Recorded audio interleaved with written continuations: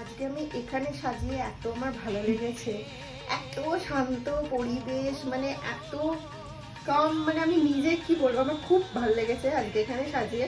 মানে প্রত্যেকটা ব্রাইডের ভেন্যু আমরা যখন যাই, মানে যদি এরকম একটা এনভায়রনমেন্ট পাই না, এত শান্ত একটা পরিবেশ, কেউ আসছে না, জাস্ট আমরা সাজাচ্ছি, খুব কামলি একটা সাজাচ্ছি, এরকম এনভায়রনমেন্ট পেলে না আর কিছু মানে বলার থাকে না। খুব ভালো লেগেছে আমার আজকে এখানে সাজিয়ে। রাইট হলো ইভা, আমি আগেই বলেছিলাম ফার্স্টে। তো ও হলো, তুমি এসবিআই এর না, এসবিআই এর ব্যাংকার, ওখানে জব করে।